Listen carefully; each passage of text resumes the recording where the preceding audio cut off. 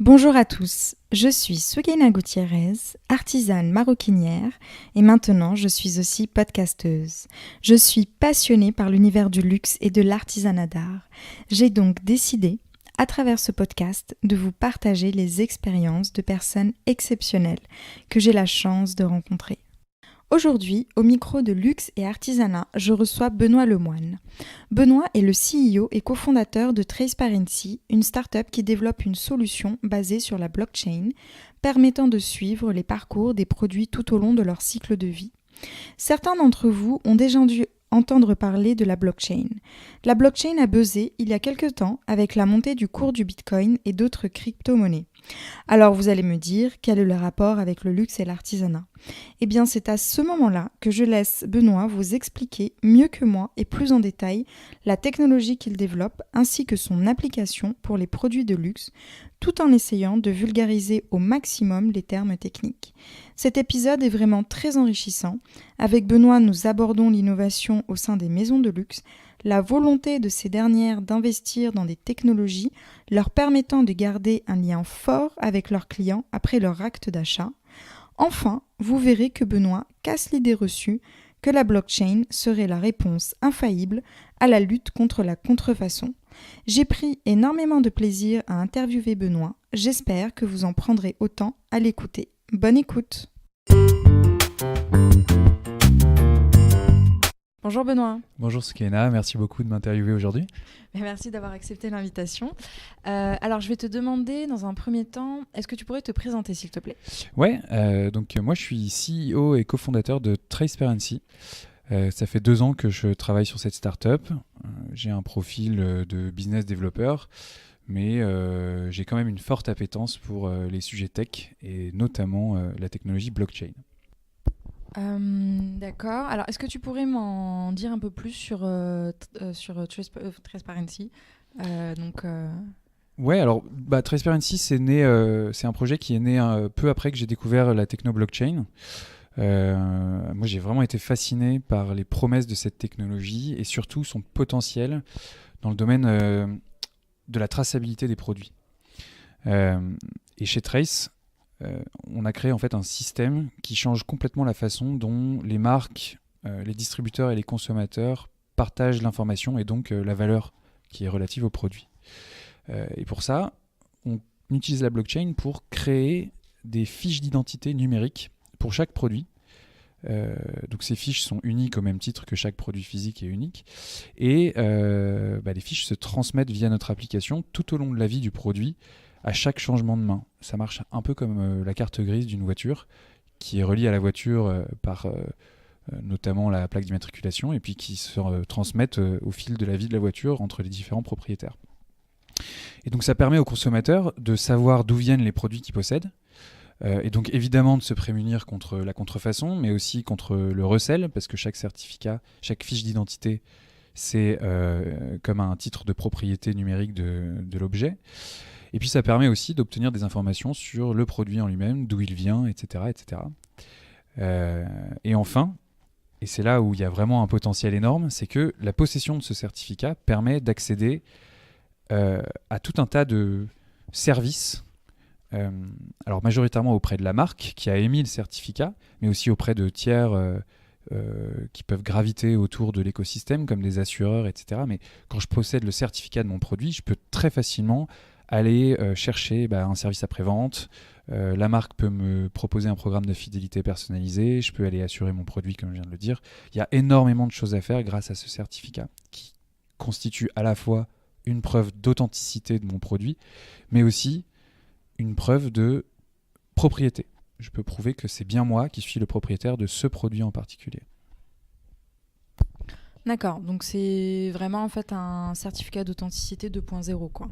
C'est ça, voilà. Et tout se passe sur une application, donc on n'a plus cette espèce de dossier encombrant qu'on a tous chez soi, où à l'intérieur il y a les factures, la garantie, les certificats d'authenticité de tout à la fois, depuis le lave-linge jusqu'à ma montre Rolex, et où on perd tout, c'est compliqué à gérer, et puis surtout c'est falsifiable et ça peut ça peut engendrer plein de problèmes à l'avenir si jamais on veut revendre son produit d'occasion. Il y a plein de cas où ça peut poser des problèmes.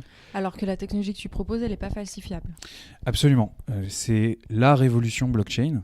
C'est une technologie qui permet de créer, on appelle ça des actifs numériques uniques. Un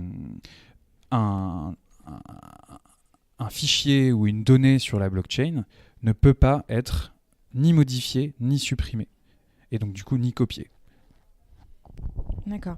Et du coup, vous travaillez qu'avec des entreprises dans le luxe ?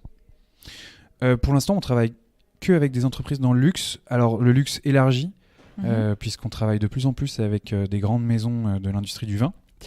Mais c'est une technologie qui peut tout à fait se décliner dans différents secteurs agroalimentaires, mais aussi dans des secteurs où les produits ont une durée de vie assez longue et un cycle de vie assez intéressant pour bénéficier justement de ces certificats numériques qui tracent l'ensemble du cycle de vie du produit. Donc on peut penser aux vélos, aux équipements de sport. Il y a énormément de champs d'application. D'accord. Pourquoi est-ce que vous avez décidé de vous concentrer sur le luxe dans un premier temps ? On pense que c'est dans le luxe que la proposition de valeur est la plus complète. Il y a deux piliers de valeur proposés par ces certificats. À la fois, c'est l'information sur d'où vient le produit que je viens d'acquérir ou que je viens de recevoir. Mais il y a aussi toute cette partie qui nous intéresse plus, qui est quel service je peux aller activer, à quel service je peux accéder grâce à la possession de mon certificat. Et c'est ça qu'on essaye de faire, nous, c'est aller voir un grand horloger suisse pour lui permettre de faire des certificats sur les montres qu'il fabrique, les transmettre aux clients et que la possession de ces certificats puisse, par exemple, faciliter toutes les opérations après-vente. On sait très bien que dans l'horlogerie, par exemple, on est obligé, quand on a une montre de luxe, de retourner chaque année pour l'entretenir, polir le verre. Il y a beaucoup de choses à faire. Et la possession de ce certificat, ça faciliterait ça énormément. Et le luxe, c'est aussi un domaine où les produits ont une durée de vie en général très longue et où le marché de seconde main est intéressant à tracer. Et donc notre système permet d'ouvrir les portes de ce nouveau marché qui est en croissance et dont les marques étaient complètement absentes jusqu'à maintenant. Comment est-ce que les maisons, enfin les marques de luxe, les maisons en général, quand tu leur présentes en fait la technologie, comment est-ce qu'elles le prennent ? Quel est leur, est-ce qu'elles sont hyper ouvertes ? Comment ça se passe ? Ce qui est drôle, c'est que moi, donc ça fait 2 ans que je travaille sur cette startup. On a eu le temps de bien grandir en 2 ans, mais on dit souvent que les grandes entreprises mettent beaucoup de temps à s'adapter. Au contraire, nous, on trouve qu'il y a eu vraiment une évolution extrêmement rapide de la perception de cette techno chez nos prospects depuis 2 ans. La première fois qu'on est allé voir une grande maison du groupe LVMH, on a été reçu un peu de manière très frileuse. Votre technologie, on a déjà réfléchi, on n'en a pas besoin. Et aujourd'hui, on voit que LVMH a lancé son propre projet blockchain, même pas 2 ans après, où grosso modo, ils proposent à peu près la même valeur que nous, mais sur un projet interne qui s'appelle le projet Aura. Et donc c'est un signal très fort qui montre que les grandes maisons de luxe s'intéressent énormément à ça, sont prêtes à dépenser du temps et des moyens financiers là-dedans pour au moins tester, si ce n'est pour vraiment lancer à grande échelle quelque chose. Et c'est même une technologie qui est reçue avec beaucoup d'intérêt chez des acteurs beaucoup plus modestes, dans l'industrie, dans le domaine du vin par exemple, où on pourrait penser que les mentalités sont très traditionnelles et pas forcément ouvertes à l'innovation numérique. On a mis en place des projets et on est en train de travailler avec une grande maison de vin aujourd'hui, ce qui prouve que les mentalités changent très très vite et sont très ouvertes à ça. Ouais. Moi, j'aimerais savoir en fait comment est-ce que donc du coup tu as parlé de maisons de luxe, donc je pense aussi bien bijouterie, maroquinerie, là vous allez travailler avec du vin. Oui, c'est très large. Ouais, c'est super large. Donc du coup, moi j'ai une question. Comment est-ce que en fait la technologie elle arrive en gros, à s'adapter à tout type de produit. Bon, ma question, elle est vraiment basique, c'est comment est-ce que ça se présente physiquement, sur un produit, en fait, Ouais. ce certificat? C'est une très bonne question. À partir du moment où la blockchain et ses certificats sont censés répliquer numériquement la réalité, une chaîne de propriété physique, on essaye de la répliquer numériquement, il faut à un moment, il faut trouver le moyen de faire un pont entre le monde physique et le monde numérique. Et ben, exactement comme la carte grise des voitures, il faut que chaque produit soit identifié de manière unique. Ça peut se faire de manière... Il y a plein de manières de le faire. Aujourd'hui, la manière ancestrale, c'est le bon vieux numéro de série. Il y a beaucoup de produits qui utilisent encore ça, notamment les montres. Il y a de plus en plus de produits qui sont identifiés de manière unique. Alors ça peut aller du QR code jusqu'à la puce NFC. Et puis il y a même aujourd'hui des moyens, grâce à l'intelligence artificielle, de reconnaître un produit parmi d'autres, même s'ils sont du même modèle, grâce à de la reconnaissance d'image et une sorte de signature visuelle du produit qui serait invisible à l'œil nu, mais qu'un ordinateur peut reconnaître. Cette identification unique de chaque produit, elle est indispensable pour pouvoir faire ce qu'on fait, c'est-à-dire générer des certificats uniques par produit. Alors, on a de la chance parce que là aussi, les grandes maisons sont en train d'apporter des solutions. La plupart des produits commencent à être marqués. Les produits des grandes marques qu'on connaît tous ont de plus en plus, notamment en maroquinerie, ont de plus en plus de puces NFC à l'intérieur qui permettent de les identifier. Les bouteilles de vin ont des sortes d'étiquettes un peu difficiles à copier qui sont aussi sous forme de scellés sur l'opercule et qui permettent à la fois d'identifier la bouteille et de se prémunir contre d'autres problèmes comme le re-remplissage, etc. Mais on peut utiliser n'importe quelle méthode d'identification à partir du moment où elle existe. C'est ça qui est assez incroyable, c'est que on n'a pas besoin d'un identifiant qui soit difficile à copier, on a juste besoin d'un identifiant. D'accord. C'est une technologie qui est plutôt à destination de grosses maisons, c'est-à-dire que si on est un petit artisan d'art et qu'on fabrique, qu'on fabrique des pièces qui sont absolument exceptionnelles et qui coûtent extrêmement cher et qu'on est quand même un petit peu connu et qu'on n'a pas envie, qu'on a vraiment envie d'avoir une traçabilité de ces pièces-là, est-ce qu'on peut se permettre de se payer cette technologie ou pas encore ? Absolument. En tout cas, avec Transparency, on peut se le permettre. Nous, on a vraiment cette volonté de créer un écosystème. Notre solution, la mettre en place coûte vraiment pas cher. Tout dépend du nombre de produits à tracer et de la valeur qu'apporte chaque certificat à l'entité, à l'entreprise ou à l'artisan qui a émis ce certificat.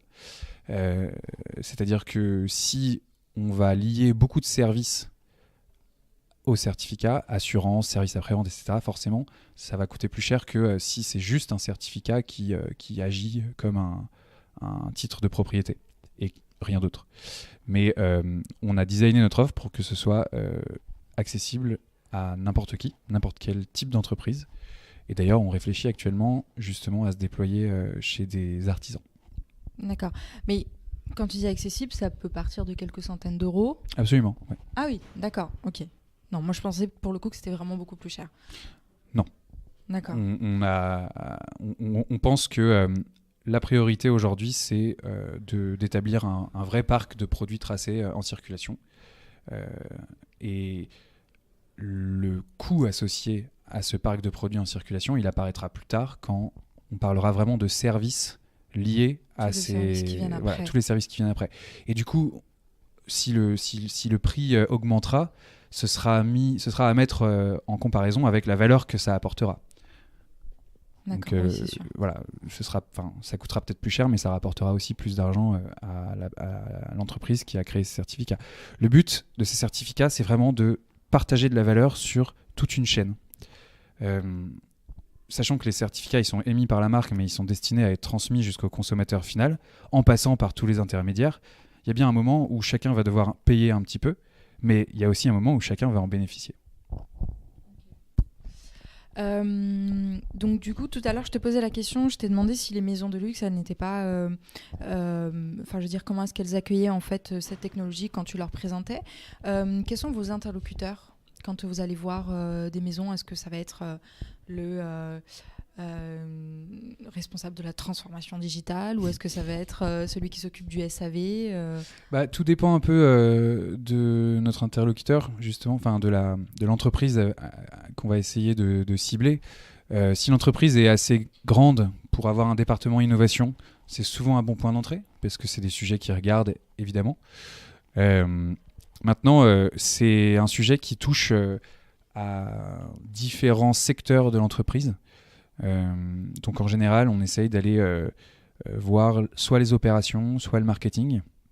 Et puis ensuite, comme tout sujet d'innovation, ça concerne un peu tout le monde et il faut trouver la bonne personne. Et c'est rarement la même personne dans chaque entreprise. Quand je dis la même personne, c'est-à-dire c'est rarement le même poste qui s'occupe de ces sujets. Il y a toujours quelqu'un qui est plus proche de l'innovation que d'autres. Et notre enjeu à nous, c'est trouver cette personne, entrer en contact avec elle, et puis ensuite on fait un petit bonhomme de chemin.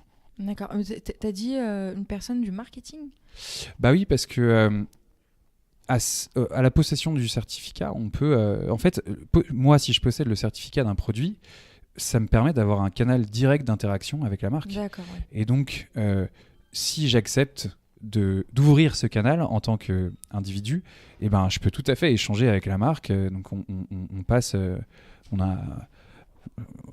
on aime bien dire ça, mais on passe d'une logique CRM, Customer Relationship Management, à vraiment une logique de Owner Relationship Management. Si je possède le certificat, même si je suis jamais venu en magasin et que j'ai acheté un produit d'occasion, eh ben, j'ai quand même un lien privilégié avec la marque. Et donc, pour quelqu'un qui travaille en marketing, c'est quand même une petite révolution. Ok. Mais, tu vois, moi, j'aurais pensé plutôt à la personne qui s'occupe de lutter contre les contrefaçons. Enfin, j'aurais plutôt pensé en fait à ces interlocuteurs-là en premier, plutôt qu'au marketing. Alors effectivement, les certificats, ils apportent une certaine réassurance sur l'origine du produit. Maintenant, il faut bien se souvenir que le certificat, il correspond à un identifiant. De là à engager la responsabilité d'une marque sur l'authenticité d'un produit, on n'y est pas encore. Parce que l'identifiant, il est copiable. Et donc, dans un monde où ces certificats, ils ne sont pas omniprésents et tout le monde ne les utilise pas, c'est encore possible de frauder. C'est encore possible, par exemple, de retirer le QR code d'une bouteille de grand vin et de la mettre sur une autre. Et le certificat, il sera accessible via ce QR code.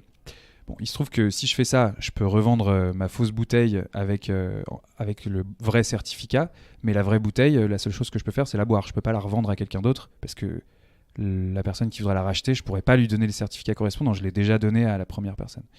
Mais c'est quand même un pas à franchir assez important et c'est un des points pour lesquels certaines marques restent encore un peu frileuses, c'est justement sur cette partie authenticité. Du coup, on préfère insister sur la simplification des services qui gravitent autour du produit que ça permet, plutôt que vraiment aller de but en blanc sur on éradique la contrefaçon. Pourtant, j'ai l'impression que quand on lit un petit peu, quand on se renseigne un peu sur la blockchain, quand on tape blockchain et luxe, j'ai l'impression que les premiers résultats qu'on trouve, c'est grâce à la blockchain, il n'y aura plus de contrefaçon. C'est une belle promesse, effectivement. C'est d'ailleurs ce qui m'a attiré là-dedans. Je trouve que le message est très beau, mais pour avoir travaillé là-dessus pendant 2 ans, on se rend compte aussi que la blockchain, c'est pas la panacée. Ça permet à ceux qui veulent se rassurer et se protéger de le faire. Par contre, quelqu'un qui veut frauder, il pourra toujours frauder. C'est pas la blockchain qui va l'en empêcher. Quels sont... Ah oui, alors, donc, comme tu sais, donc moi je suis artisane, enfin maroquinière. Absolument, oui. Et du coup, j'ai une question. Le fait de rajouter par exemple, soit un QR code ou peu importe en fait sur ta pièce, sur une pièce de maroquinerie ou autre, qui va en fait te permettre d'avoir cette fameuse signature en fait, cette fameuse. C'est juste pour identifier le produit ou la peau. Est-ce qu'il n'y a pas un peu une réticence de la part des maisons de se dire mais on va dénaturer notre produit qui est quand même hyper artisanal, on va y rajouter quelque chose de technologique dessus, ça répond pas à notre promesse de vraiment vendre un produit qui est totalement artisanal, etc. Il y a pas les grandes maisons, elles le font. C'est un fait. Après, j'ai envie de répondre que le certificat, il est généré à partir d'un identifiant. Donc, si l'identifiant, il est imprimé ou gravé ou cousu dans le produit, ça sécurise un peu plus la chose et ça la rend aussi plus facile à utiliser puisque y a moins de chances de perdre l'identifiant ou de se le faire voler. Mais on peut toujours imaginer que l'identifiant du produit il soit écrit sur une carte qu'on glisse à l'intérieur et que le client peut retirer quand il veut. Ça n'empêche pas... Alors, la seule chose, c'est que à chaque transfert, du coup, le produit devra être accompagné de sa carte, de son identifiant physique. Et c'est là où c'est un peu moins pratique, mais c'est quand même possible. Ça n'empêche pas le fait de créer des certificats. Par exemple, pour les bijoux, c'est assez compliqué d'aller écrire un numéro de série sur une bague ou sur une pierre. Donc, on va privilégier l'identification de l'écrin, de la boîte. Souvent, quand on vend des bijoux de manière honnête, on le fait dans l'écrin, on ne le fait pas dans un petit sac. Et donc du coup, c'est un peu comme si on traçait le bijou, puisqu'il est toujours accompagné de son identifiant. Tout à l'heure, avant de commencer l'interview, donc je t'avais demandé en fait pourquoi est-ce que vous avez commencé par viser le secteur du luxe, et du coup tu m'as donné un petit peu la différence entre ce que vous pouviez offrir en fait entre le secteur du luxe et la grande distrie. Est-ce que tu pourrais en parler un petit peu ? Ouais, alors la grande distrie, c'est la grande distribution. Pardon. Ouais, c'est un autre gros secteur qui est impacté par cette fameuse technologie blockchain. Il y a deux manières, j'en ai un peu parlé tout à l'heure, il y a deux gros piliers de valeur apportés par cette techno et le fait de certifier chaque produit, de leur faire cette fameuse fiche d'identité. La première, c'est quand je vais accéder à cette fiche d'identité, pas forcément la recevoir sur mon espace à moi, mais juste y accéder, j'ai déjà beaucoup d'informations sur mon produit. Et ça, ça a une valeur pour des produits qui sont censés être consommés très vite, grande distribution par exemple, ou fast fashion, etc. Au moment de l'achat, je ne vais pas forcément faire l'action d'aller récupérer le certificat de mon jean ou de mon... mon yaourt pour être vraiment trivial. Mais en revanche, ça m'intéresse peut-être de savoir d'où il vient, quel a été son parcours jusqu'à ce qu'il arrive dans mes mains. Donc là, on est vraiment sur une valeur d'information, d'où vient mon produit, éventuellement quel est son impact écologique, etc. etc. Et ça répond à un vrai besoin client aujourd'hui. Il y a de plus en plus de gens qui attendent ça de la part des distributeurs et des marques. Maintenant, donc ça concerne un peu tous les produits, mais la vraie valeur pour moi, elle est sur les produits de consommation. Quand le produit, il a un cycle de vie beaucoup plus long que son cycle de vie après-vente, il est intéressant à tracer, qu'il y a des étapes de réparation, qu'il y a un marché de seconde main qui est développé avec de l'achat, revente, etc. Ça concerne beaucoup plus le luxe. Et c'est des produits qui ont beaucoup de services qui gravitent autour. Et du coup, en plus de cette information de d'où vient mon produit, la possession du certificat, elle me permet d'accéder à ces services. J'ai plus besoin, pour obtenir un devis d'assurance, je montre que, si j'ai le certificat, je montre déjà que mon produit il provient bien des bons ateliers, que je ne l'ai pas volé parce que je possède le certificat, etc., etc.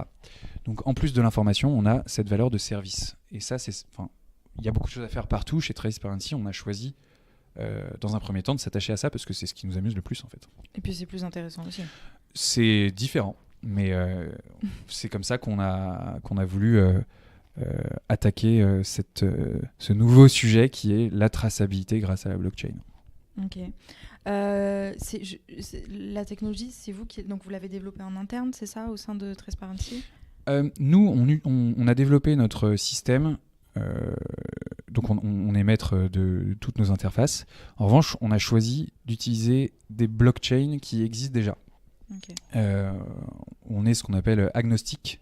On se laisse la liberté de choisir avec quelle blockchain on veut travailler. Pour vulgariser, la blockchain, il faut voir ça un peu comme une sorte d'internet qui fonctionne un peu différemment d'Internet. Et il n'y en a pas encore une seule qui a émergé comme standard. Il y en a plusieurs. Et on ne sait pas encore laquelle va devenir prédominante. Et donc, du coup, on se laisse la possibilité de choisir et d'évoluer au même rythme que la technologie. Maintenant, toute la partie interface, c'est nous qui l'avons développée. Et on pense d'ailleurs que c'est là l'enjeu réel aujourd'hui. C'est comment est-ce qu'on va mettre dans les mains du consommateur d'un côté et des marques de l'autre cette nouvelle techno qui servira à rien tant qu'on n'arrivera pas à en faire quelque chose de simple à utiliser. Ok. Donc, j'aimerais bien quels sont les pays les plus avancés à ce niveau-là? Est-ce qu'en France, on est plutôt bien ou comment ça... Ça dépend sur quoi. Moi, j'ai pas un profil technique. J'aime bien ce sujet, mais okay, oui. Je repose ma question. C'est pas est-ce qu'on est les plus avancés en termes de technologie, c'est est-ce que en France le marché est assez mûr? Est-ce qu'il est mûr si on compare avec je sais pas, avec par exemple avec les États-Unis? Enfin forcément, je pense aux États-Unis si je pense à start-up, mais évidemment les start-up, l'écosystème start-up au sens très large, il est hyper dynamique aux États-Unis, mais il est hyper dynamique en France aussi. En ce qui concerne les projets blockchain, sur la partie vraiment technologique, la brique techno, il y a des projets un peu partout dans le monde. Maintenant, sur l'application de la blockchain dans le monde de la mode et du luxe, en France, on est assez avancé. Parce que tout simplement, c'est là que les marques et que le secteur du luxe est le plus développé. Et d'autant plus maintenant que des grands groupes se lancent et donnent l'exemple pour le reste du monde. Donc nous, on se rend compte aujourd'hui qu'effectivement, en France, c'est là où il y a un vrai dynamisme. La plupart de nos concurrents sont français. Et on est très content d'ailleurs parce que ça permet de cristalliser le marché et d'éviter cette espèce de front pionnier où tout le monde y va avec ses convictions et on ne sait pas trop ce qui se passe. Là, on a vraiment un marché qui commence à se structurer et on est très content. Ok. Alors, est-ce que vous avez déjà des clients? Ouais, on bosse avec une grande maison de vin. Et on va essayer, on est en train d'inclure l'aval de la chaîne, puisque le marché du vin, la chaîne de valeur du vin, elle est assez complexe. Il y a le producteur et puis ensuite il y a toute une foule d'intermédiaires jusqu'au consommateur. Et donc on est en train de descendre cette verticale. Et puis on a aussi des projets qui sont en cours d'élaboration, on va dire, avec des horlogers et des maroquiniers. Quand tu dis des horlogers et des maroquiniers, c'est des maisons? Oui, absolument. D'accord. Ok. Du coup, j'ai 2 dernières petites questions. Alors déjà, est-ce que tu voudrais ajouter quelque chose par rapport à ta technologie, par rapport à Transparency? Est-ce qu'on aurait oublié Aujourd'hui, on en est à un stade où on est vraiment sur des sujets nouveaux. Et on s'efforce réellement d'apporter un discours rassurant chez nos prospects qui connaissent tous vaguement au moins ce sujet, mais qui ont un peu peur parfois de se lancer parce que ça fait peur. La blockchain, c'est un mot qui a été surmédiatisé depuis à peu près 1 an, notamment avec la confusion entre blockchain et crypto-monnaie et la bulle du Bitcoin de l'année dernière. Je ne vais pas rentrer dans le détail, mais quand on approche une maison, une marque ou un artisan, on s'efforce de lui montrer qu'on peut innover avec des projets qui sont restreints et qui ne pose pas en fait de contraintes particulières, juste innover petit à petit. Et donc notre volonté aujourd'hui, c'est vraiment de lancer des petits projets comme ça pour arriver à prouver petit à petit la valeur de ce qu'on fait. Donc s'il y a la possibilité de faire ça avec des personnes que tu connais, Soukaina, ou des auditeurs, je serais très heureux de recevoir tout ce petit monde et puis d'en discuter. Ok, mais d'ailleurs juste un petit mot en parlant d'innovation en fait, parce que c'est vrai que moi tu vois je t'ai pas mal posé la question, est-ce que les maisons de luxe, est-ce qu'elles sont frileuses quand elles vous voient venir avec vos technologies blockchain, c'est un peu compliqué à comprendre, etc. Mais en fait quand on y repense, toutes les grandes maisons de luxe, elles ont toujours été, enfin dans leur histoire, elles ont toujours été hyper innovantes en fait. Si on pense à Vuitton ou à, par exemple à Moana, c'est toujours des artisans qui ont dans leur temps déposé des brevets, qui ont participé aux expositions universelles, etc. Donc en fait, dans l'ADN, je pense, des grandes maisons, dans l'ADN du secteur du luxe et même de l'artisanat d'art, en fait, il y a toujours en fait une part d'innovation que peut-être que quand on n'est pas dans ce secteur-là, peut-être qu'on ne voit pas forcément. Parce qu'on voit toujours le côté historique qui est mis en avant par les maisons. On voit toujours ce côté-là artisanal. Et c'est vrai que quand on entend artisanat, on a tendance à penser à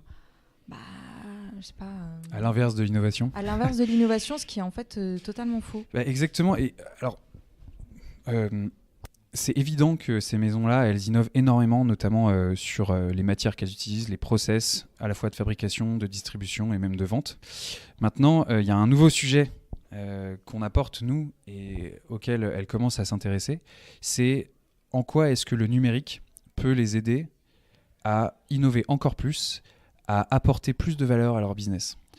Et ça, c'est quelque chose d'assez nouveau en réalité.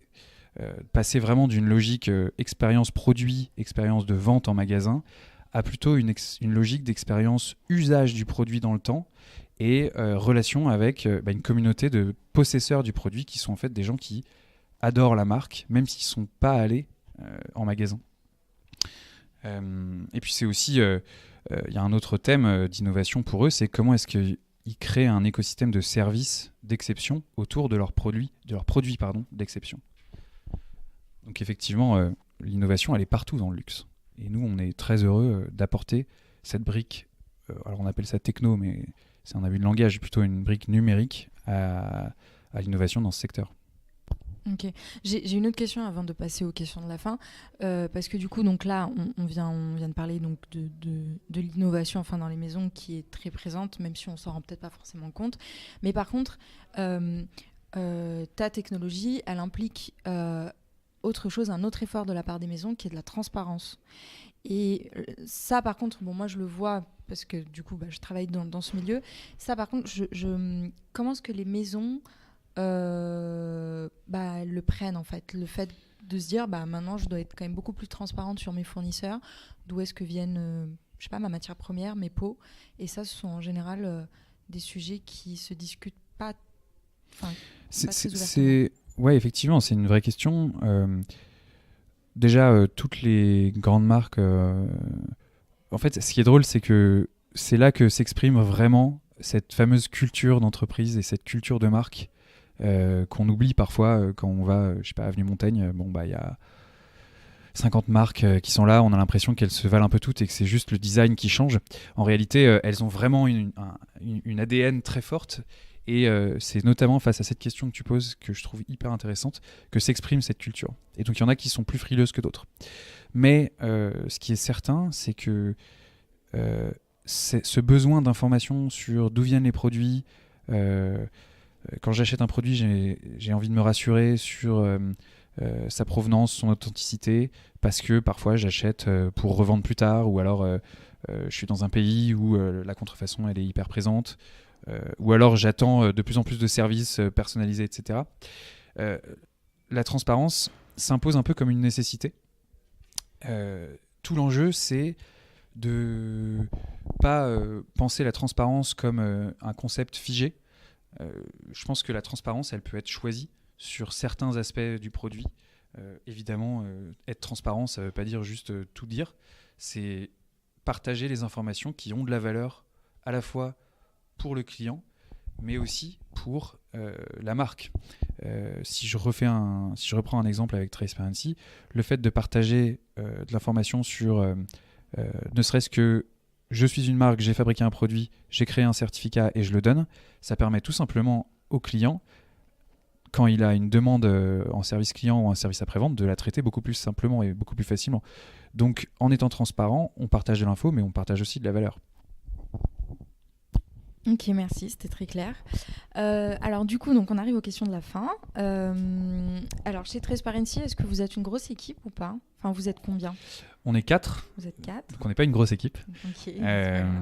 Mais on est une équipe très complémentaire, puisque... Vous êtes 3 cofondateurs, c'est ça ? On est 2 cofondateurs. Ah non, pardon, 2 cofondateurs. Jacques et moi. Jacques a un profil très opérationnel. Il était consultant en stratégie pendant 2 ans. Et c'est lui qui apporte une expertise opérationnelle quand il s'agit de déployer notre système chez un client. Moi, j'ai un profil plus business. Et donc, j'apporte le discours commercial et la relation avec nos investisseurs. Et puis, on travaille aussi avec 2 développeurs, Pierre et Guillaume, qui font un travail vraiment exceptionnel et qui nous permettent de développer un produit qui est simple à utiliser et dont la technologie est vraiment un outil plutôt qu'une valeur en tant que telle. C'est pas quelque chose qu'on met en avant, la blockchain, c'est plutôt voilà, un outil et ils arrivent très bien à faire ça. D'accord. Alors du coup, donc, ça amène une de mes dernières questions. Donc, c'est une question que je pose à tous mes invités du podcast, enfin du moins que j'essaye. Donc c'est une question sur le management, plus largement sur, on va dire, le bien-être en entreprise. Donc c'est un sujet qui est extrêmement important. Du coup, j'aurais aimé savoir, selon toi, c'est quoi pour toi être un bon manager ? C'est une bonne question. Moi, je pense que déjà la première personne qu'on manage, c'est soi-même. Et de toute façon, ce qui s'applique à soi-même, il faut qu'on l'applique aux autres. Moi, je manage pas une grosse équipe, hein, et de toute façon, Jacques et moi, on est cofondateurs, donc on se manage l'un l'autre. Il n'y a pas de relation de hiérarchie. D'ailleurs, le management, ça ne veut pas dire forcément la hiérarchie. Mais en ce qui me concerne, je pense que un bon manager et une bonne méthode de management, c'est être certain de donner du sens à ce qu'on fait. À titre personnel, je suis incapable de faire quelque chose si je ne sais pas pourquoi je le fais. Par contre, je suis capable de faire la pire tâche du monde si on m'explique clairement et si je comprends clairement pourquoi est-ce que c'est important de la faire. Je pense que c'est un peu le syndrome de ma génération années 90 millennials. Mais en tout cas, c'est hyper important pour moi et c'est quelque chose qu'on essaye d'appliquer dans notre équipe, donner du sens à ce qu'on fait. Et donner du sens, ça passe aussi par être capable de mesurer clairement sa performance, et ça passe aussi par de l'interaction perpétuelle entre les collaborateurs d'un même projet, puisque le sens prend corps réellement quand on interagit et quand on comprend finalement le boulot de l'autre. Donc c'est vraiment quelque chose qu'on essaye de faire. Bon, à 4, c'est facile. Le jour où on aura recruté, c'est quelque chose qu'on essaiera vraiment de mettre en place. Il y a de plus en plus d'outils, à la fois de petites applications, etc., qui sont sympas à utiliser, mais aussi de la matière plus théorique là-dessus. Et c'est vraiment un enjeu pour nous qu'on souhaite mettre en place pour la suite. Une autre question dans le même sujet, toi du coup qui travailles donc tu as ta start-up, tu travailles, t'es dans cet écosystème-là et tu es amené donc à travailler et interagir avec des personnes qui travaillent dans des grandes maisons, dans des maisons de luxe. Quelles sont selon toi vraiment les grosses différences dans l'organisation de l'entreprise quand on est dans une maison de luxe et quand on est dans une start-up. Alors bien évidemment, ce sont des différences qui sont quand même évidentes, mais je trouve ça aussi intéressant que tu les soulignes et que tu donnes vraiment ton ressenti en fait. Alors, pour moi, la vraie différence, c'est la thématique de la responsabilisation. Je pense que quand on est dans une grande entreprise qui est multi-séculaire parfois, un des pièges, c'est de tomber dans l'illusion que en fait, si je fais pas mon boulot, ça changera pas la face du monde. Et donc, ça me permet de reboucler un peu avec cette idée de sens. C'est que parfois, le travail en grande entreprise manque de sens. En tout cas, je pense que c'est un des gros enjeux aujourd'hui. C'est comment faire en sorte que les gens comprennent pourquoi est-ce qu'ils sont là. Et ça permet de, à la fois, responsabiliser les gens et d'améliorer la valeur qui est créée. Parce qu'une entreprise, c'est des hommes. Et s'ils ne comprennent pas pourquoi ils sont là, ils n'ont pas intérêt à être là, ils ne sont pas motivés, etc. Donc, c'est vraiment la différence fondamentale pour moi entre la grande entreprise et la start-up, parce qu'en tant que fondateur d'une start-up, le sens de ce qu'on fait, c'est quotidien, et surtout la responsabilisation, elle est quotidienne aussi, c'est que si un jour on n'est pas là, la boîte elle avance pas. Donc on peut s'en prendre qu'à nous-mêmes, mais il suffit d'être capable d'assumer les conséquences de ce qu'on fait. Ok. Et enfin, dernière question, est-ce que tu lis? Oui, bien sûr. Est-ce que tu aurais un ou deux livres à conseiller, peu importe le sujet J'ai lu récemment un livre dont le titre est pas très flatteur, parce que en anglais c'est The Subtle Art of Not Giving a Fuck. L'art subtil d'en avoir rien à foutre, je crois, en français. C'est pas Tim... Alors, j'avoue que je me souviens plus de l'auteur, mais c'est un livre qui m'a marqué, justement, par rapport à cette thématique de responsabilisation. C'est que, par des exemples très, très terre-à-terre de la vie de tous les jours, l'auteur arrive à nous faire comprendre qu'on est responsable, non pas de tout ce qui nous arrive, mais on est responsable de comment est-ce qu'on réagit à ce qui nous arrive. Okay. Et c'est un état d'esprit que j'aime beaucoup et qui m'a beaucoup aidé aussi dans ma vie professionnelle. Ok. Je recommande vraiment la lecture de ce bouquin, c'est hyper facile et c'est assez plaisant à lire. D'accord. Un deuxième, non, ou c'est bon? Récemment, c'est celui-là qui m'a marqué. Après, j'avoue que je suis plutôt un lecteur du dimanche. Donc, Mark Manson. Comment? L'auteur. C'est ça, Mark Manson. Ouais. Merci Google. Non, et je pense qu'il faut tout simplement lire ce qu'on aime lire, parce que c'est aussi un plaisir. C'est pas forcément un acte de développement personnel.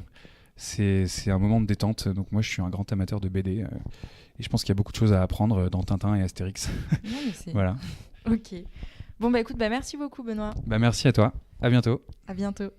Si vous avez écouté jusqu'ici, c'est que l'épisode vous a plu et j'en suis ravie. N'hésitez pas à suivre le podcast sur votre application d'écoute, à y laisser un petit commentaire ou un mot doux et surtout à le partager autour de vous. Ça m'aide énormément pour la poursuite de ce projet et ça m'encourage beaucoup. Si vous avez des questions ou des suggestions à me faire, n'hésitez pas à me contacter sur Instagram @luxe et artisanat tout attaché. Je publie des photos qui illustrent les épisodes. Vous pouvez également me contacter sur LinkedIn à Soukaina Gutiérrez. Après toutes ces informations pratiques, je vous dis à bientôt pour un nouvel épisode de Luxe et Artisanat.